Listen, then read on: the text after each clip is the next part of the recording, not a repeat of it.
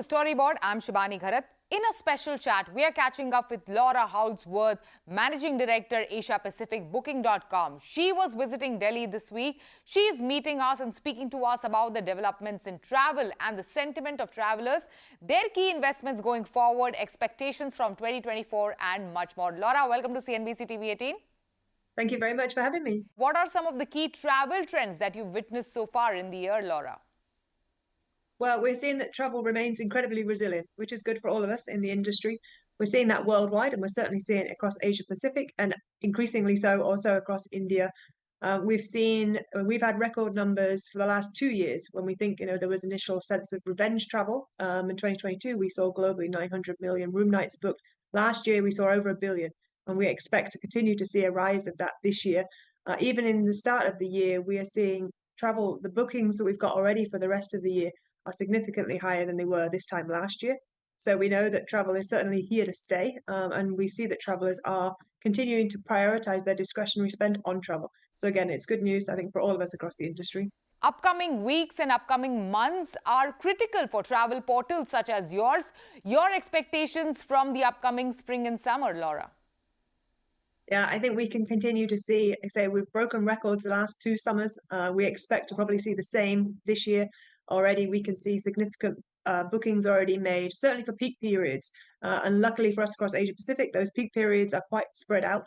And so we don't rely heavily on only a summer period, but as you say, there's spring, there's a lot of kind of the religious and spiritual periods that we have to take advantage of. So I think across the region, we will expect to see continued strength in numbers all throughout the year. Yes, and we have seen an increase in the Indian users going to booking.com and doing their hotel reservations.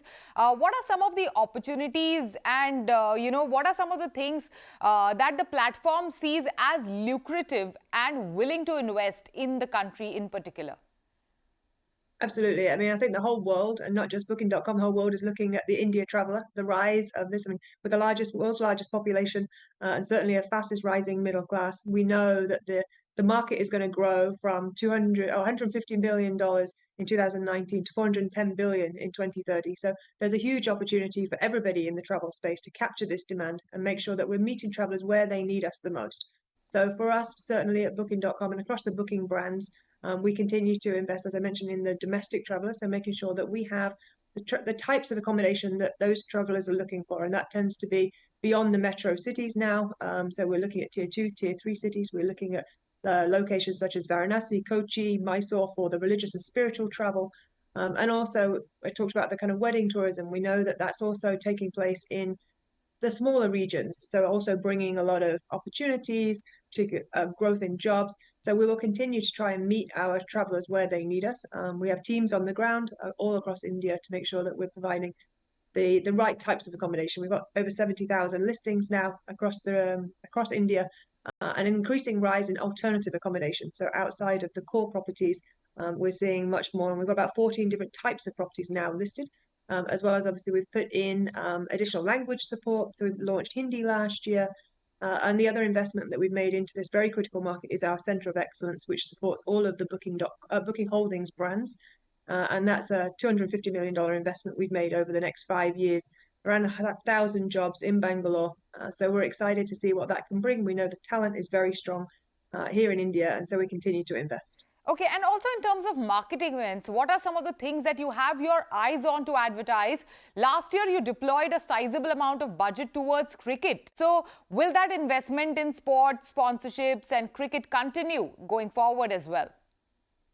Yeah, we continue to look for where the opportunities are, again, where travelers need us, where we will raise the most amount of awareness.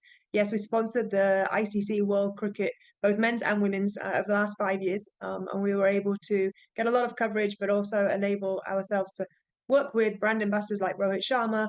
So we really wanted to work closely with who's relevant here in the market, and we will continue to look for what's next for us going forward for this market. How are the shifts in technology shaping your strategies going forward? How do you specifically envision generative AI transforming the travel industry?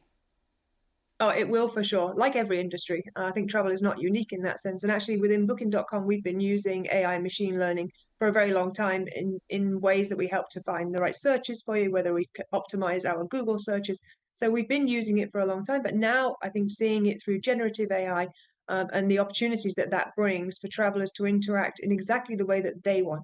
We talk about personalization. This is the ultimate opportunity for full personalization for a traveler to look for the preferences that they have based on their past, but also engaging with us in natural language and allowing us to provide inspirational travel opportunities as well as take travelers to what they already know. So it is transformative. Booking.com is already on the way, as I mentioned, the trip planner, and I think we will just continue to see the rise of the use of this type of technology for travelers to improve the service all the time.